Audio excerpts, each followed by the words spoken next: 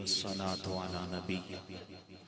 أما بعد فأعوذ بالله من الشيطان الرجيم بسم الله الرحمن الرحيم قال الله تبارك وتعالى في الكلام المجيد يا أيها الرسول بلغ ما أنزل إليك من ربك وإن لم تفعل فما بلغت رسالته صدق اللہ العظیم وبلغنا رسولہ النبی الکریم الامین الرؤوف الرحیم ببرکۃ ان اللہ وملائکتہ یصلون علی النبی یا ایہا الذین آمنوا صلوا علیہ وسلموا تسلیما۔ محبت کے ساتھ پڑھیے الصلاۃ والسلام علیک یا سیدی یا رسول اللہ وعلی آلک واصحابک یا سیدی یا حبیب اللہ الصلاۃ والسلام علیک یا سیدی یا رسول اللہ وعلی آلک واصحابک یا جد الحسن والحسین۔ اللہ جل شانہ کی حمد اور بارگاہ رسالت معاد میں ہدیہ درود و سلام عرض کرنے کے بعد قابل صد عزت و تکریم جلیل المرتبت سادات علماء اور جمیع آج کی اس پاکیزہ باعزت باوقار بشرف سرفراز و سربلند تقریب میں تشریف لانے والے احباب، آج کی یہ خوبصورت محفل جو خصائص مولا مرتضیٰ کرم اللہ وجہہ الکریم کے عنوان سے منعقد کی گئی ہے، بافیضان نظر پیر طریقت راہبر شریعت پیر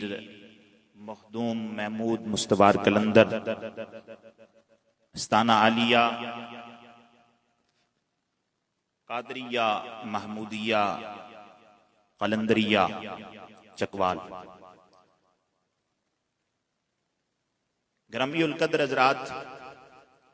آپ بڑی خوبصورت سلسلے کے ساتھ وابستہ لوگ ہیں اور بالخصوص آج کی یہ خوبصورت کانفرنس سجانے والے میرے قابل صد احترام اور بہت ہی پیارے دوست پروفیسر طارق مخلص صاحب۔ دیکھیں، یہ ہر کسی کے حصے میں نہیں آتا کہ وہ ذکر علی کرے، یہ خاصوں کے حصے میں آتا ہے۔ اور ذکر علی کیا ہے؟ الذکر علی عبادہ، علی کا ذکر عبادت ہے۔ آپ تھوڑا کھل کر بیٹھیں گے، لچھے دار تقریر یہاں سے نہیں ہوگی کیونکہ آسان کو لچھے علی کام کوئی نہیں۔ چند باتیں آپ کے گوش گزار کروں گا، لیکن آپ جانتے ہیں نا، مولا علی کا ذکر ہو تو چہرے کھلے ہوئے ہونے چاہیے، یہ پہچان ہے نا جی۔ علی کا ذکر ہو تو چہرے کھل جانے چاہیے، اور علی کا ذکر سن کر جس کا چہرہ نہ کھلے وہ ضرور سوچے کہ میں کہاں کھڑا ہوں۔ بات سمجھ آ رہی ہے؟ گرامی القدر حضرات، گفتگو طولانی صورت نہ اختیار کر جائے، میں اختصار کے ساتھ بغیر کسی لمبی چوڑی تمہید کے قرآن کریم فرقان مجید سے جس آیت مقدسہ کا انتخاب کیا ہے، اللہ رب العالمین نے اس آیت میں فرمایا یا ایھا الرسول، اپنے محبوب کو مخاطب کر کے فرمایا اے رسول بلغ ما انزل الیک من ربک، اللہ نے جو آپ پر نازل کیا ہے وہ پیغام ان تک پہنچا دیں۔ اور بات بڑی سخت ہے جی، اگلا حصہ جو ہے وہ بڑا سخت ہے۔ اللہ نے ارشاد فرمایا وَإِن لَّمْ تَفْعَلْ فَمَا بَلَّغْتَ رِسَالَتَهُ، اگر آپ نے ایسا نہ فرمایا تو آپ نے حق کی رسالت کو پورا نہ کیا۔ امام جلال الدین سیوطی رحمت اللہ علیہ آپ فرماتے ہیں کہ اس آیت میں جو اللہ نے پیغام رسالت پہنچانے کا حکم فرمایا کہ یہ پیغام لوگوں تک پہنچا دیا جائے، وہ پیغام کیا ہے؟ یہ کس طرف اشارہ ہے؟ آپ اس کی تفسیر اٹھا کر دیکھیے۔ یہ آیت رسول اللہ صلی اللہ تعالیٰ علیہ وسلم کے آخری حج کے موقع پر نازل ہوئی، اور وہ پیغام کیا تھا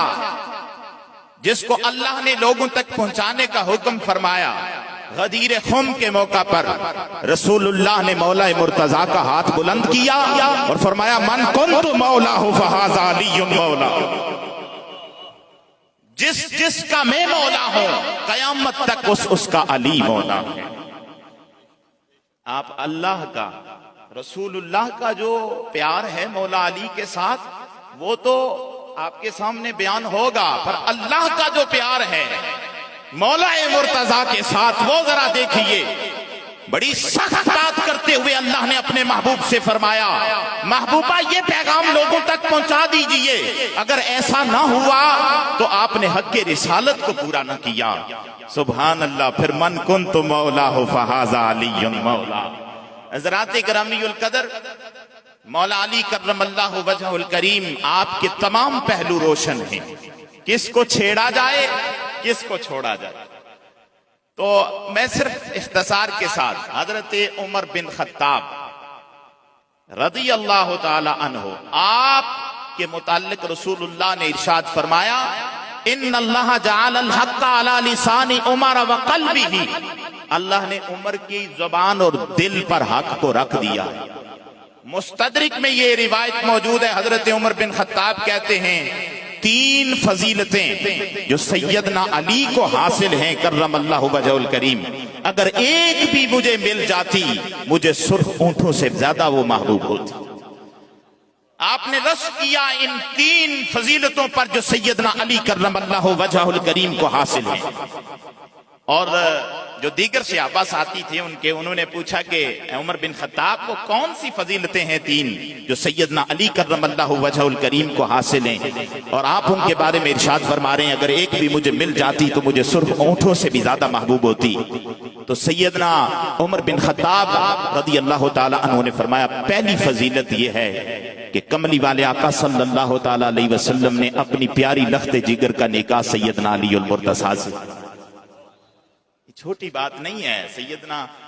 علی المرتضیٰ کے نکاح میں حضور نے اپنی وہ بیٹی جس کے بارے میں فرمایا فاطمہ تو بدا تو منی، صرف اتنی بات نہیں کہ میرے جگر کا ٹکڑا ہے، بلکہ رسول اللہ نے فرمایا ان اللہ یرضیٰ لرضاکی، اے فاطمہ تیری رضا میں رب کی رضا ہے،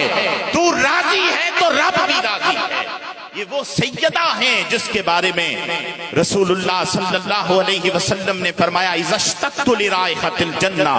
کہ جب بھی میرا جی چاہتا ہے کہ میں جنت کی خوشبو لے لوں فشممت رکبۃ فاطمہ، میں فاطمہ کی گردن کو چوم لیتا۔ حضرت عمر بن خطاب فرماتے ہیں پہلی فضیلت علی کی کہ سیدنا علی کے نکاح میں حضور نے سیدہ کائنات کو دیا۔ دوسری فضیلت کہ سیدنا علی کی رہائش مسجد النبوی شریف کے اندر رسول اللہ صلی اللہ تعالی علیہ وسلم کے ساتھ تھی، اور مسجد کے اندر سیدنا علی کرم اللہ وجہ الکریم کی یہ امتیازی حیثیت ہے، یہ آپ کا خاصہ ہے کہ آپ کے لیے وہ کچھ جائز تھا جو صرف آپ ہی کا حصہ تھا۔ یہ دوسری فضیلت تھی۔ اور تیسری اور آخری سنیے، کہا تیسری آپ کی جو فضیلت تھی، سبحان اللہ، آپ سنیے گا اور رش کیجئے گا، آپ ذکر علی کے لیے آئے بیٹھے ہیں، اور آپ کے لیے بھی میں ایک روایت سنا کر اپنی گفتگو کو وائنڈ اپ کروں گا۔ سیدنا عمر بن خطاب رضی اللہ تعالیٰ عنہ فرماتے ہیں کہ فتح خیبر کے موقع پر جو جھنڈا رسول اللہ نے علی کے ہاتھ میں دیا تھا،